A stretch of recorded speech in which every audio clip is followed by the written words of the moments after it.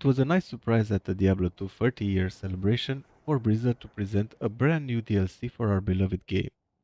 I pondered for about 3 days whether to buy it, and finally decided I'm going to treat myself as an early birthday present.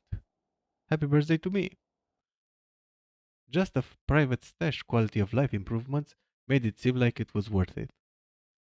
Increased shared space, 5 pages instead of 3, and they feel bigger to me, more spaces to fill with delicious loot. Separate tabs for stackable gems and runes, also delicious. Also, reduce that you can move 3 at a time to your cube, made my day when I discovered it. On to the Warlock. A lot of diversity, but I wanted to try the new magic tree with the miasma to be read poison effect. The first skill, Miasma Bolt, is very fast, as long as you have the mana, shoots a bolt at your enemies that has the initial damage and then lingers for a while with miasma damage. Great for individuals and groups, you pump the area full of miasma clouds and they all die. I combined it with a lethargy sigil so I can keep everyone in the same area longer and have them take additional damage. Second skill, Miasma Chain, came as a huge mana saver for me and so fun to use. I target a spot behind the enemy and then run with my arm out and clothesline everyone. As soon as they touch the chain, they die, even the elite ones. I didn't get to the Abyss skill yet, just put a couple of points in the Enhanced Entropy passive. Long intro, not enough gameplay. The Warlock feels kinda mana hungry at first, but a tier rune socketed in a book, please read shield, and plenty of mana potions solved the issue. I busted yet another den of evil, as the character says himself, and went directly for the Countess. Poor Deckard Cain was skipped, left waiting in a cage in Tristram. The Countess, ever so giving, dropped a TAL+ETH rune, just the thing for the stealth armor. I visited a couple more times just to stock up on some runes. I then made my way down to Andariel, who was surprisingly easy to defeat. I guess he does need a bit of a tuning. What I don't like up to today is the stamina of this character. If you forget to buy stamina pots, you are walking everywhere.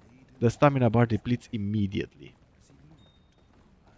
On to Act 2, I bought some magic fine gloves and boots, and, of course, hired my beloved Emilio.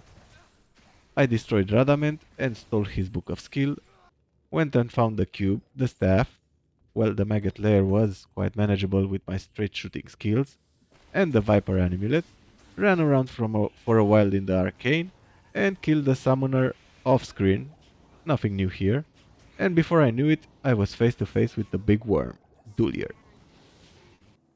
Fearing him in the past, I went through the usual force-feeding everyone throwing potions, immediately opened the TP after I entered the chamber, but it was totally not warranted.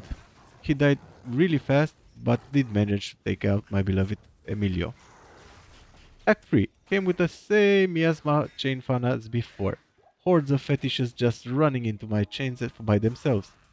I collected all the organs, the eye, the brain and the heart. Had a little trouble with the council members, but eventually prevailed and opened the way to Mephisto. Again, not having to go back to town, just some miasma balls to the face was all it took. Is this easy mode? My boa Amazon is crying in a corner for all the trouble she had with these guys. Act 4. It was now time for the real test. The big baddie himself. I started by finding Isual, which I have to say has some thick skin. I got my 2 skills. Walked over to Hephaestus with the emphasis on walked and got an armed rune, so not so bad. I need it for my spirit sword on nightmare difficulty. And before I knew it, I was facing the Chaos Sanctuary. Not a big deal for the mighty Wally. The last sigil with which I was most afraid of died off screen to my miasma chains.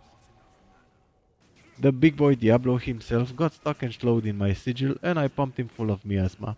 I felt so strong. Act 5 was an opportunity to gain some levels, save some barbarians, get my Ancient's Pledge shield, RAL+ORT+TAL, save a girl named Anya, and find my way to the Ancient's Plateau. I was confident. I didn't go back to town, started the fight, and immediately finished it. Jeez. I made my way down to the Whirlstone Keep and was curious how I would handle Baal's waves. The answer is extremely easy, with me as my chains. Only the grandfather of the health bar remained. I flexed a little by killing his copy instead of going back to town, and took him down quickly after. Next, I need to visit the cow level to get a crystal sword that I can then socket at Larzuk to prepare for my spirit's Runeword sword. That's it. It's over. You can go outside and play now.